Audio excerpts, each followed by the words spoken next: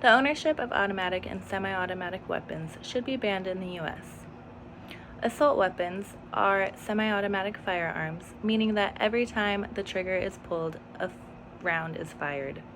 They are military-style guns that are built to do the most damage and kill the maximum number of people in the shortest amount of time. These weapons are designed to fire bullets at higher velocities than handguns, which increases the deadliness of shootings perpetuated with them. They are a gun that can easily be licensed and owned by the general population in America today. They have also been repeatedly used to commit some of the worst mass shootings in modern U.S. history. They are weapons of war that have no place in civilian society.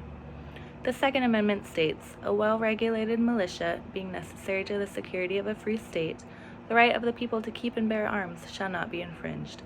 Essentially and currently, the Constitution allows automatics to be owned by the general public. Congress must enact a federal ban on assault weapons and high-capacity magazines to keep these dangerous weapons out of U.S. communities. The facts show it. Prohibiting assault weapons can prevent mass shooting injuries and deaths. There are currently no restrictions in federal law on the manufacture, sale, and possession of assault weapons and high-capacity magazines. Currently, 8 states out of 50 have laws banning assault weapons.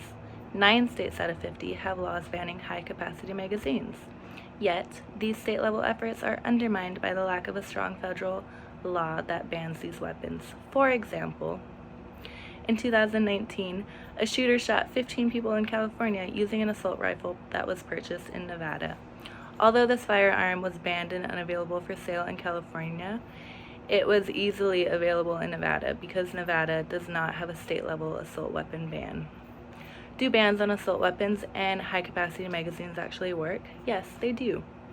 In 1994, a federal ban was enacted on assault weapons and high-capacity magazines as part of the Violent Crime Control and Law Enforcement Act, but it was allowed to expire in 2004.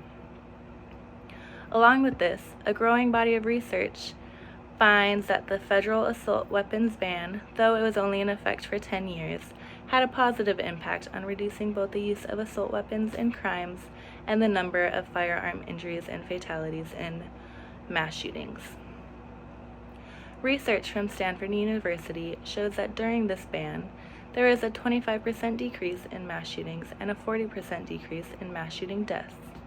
Additionally, the research found that in the decade after the ban expired, mass shooting deaths increased by 347%.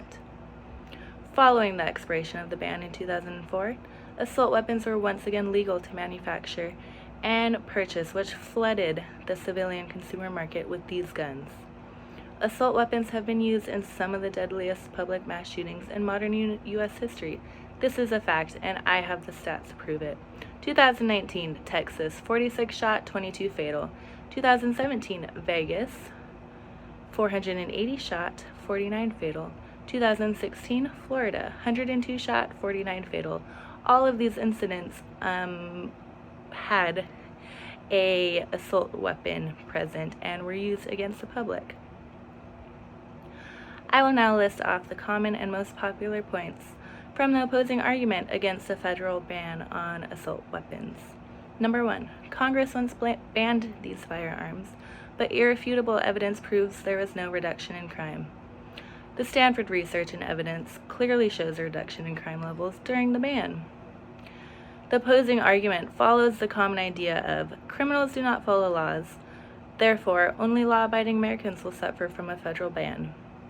Number 2 of the opposing argument, instead of pushing flawed gun control schemes like banning modern sporting rifles, also assault weapons, we should continue providing resources to programs with a proven record at making safer communities. Programs intended to create safer communities already exist, and there is still a severe gun control issue within America. Banning assault weapons won't stop mass shootings. Many of these incidents were more types of criminal activity and gang wars, yet also many of them were mass shootings on the public. Number 4, assault weapons are a crucial self-defense tool because it makes sense for a greater number of people to take personal responsibility for the safety of themselves, their family, and their homes. But would you feel comfortable with an automatic weapon in your house with your children, Or have your children at a friend's house where an automatic weapon is stored within. In conclusion, the facts are there. Assault weapons have been proven to do more harm than good.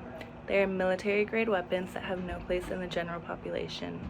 A powerful quote from Josh Sugarman, who is the executive director of the Violence Policy in America, states, "We recoil in horror and search for explanations, but we never face up to the obvious preventative measure, a ban on the handy killing machines that makes crime so easy."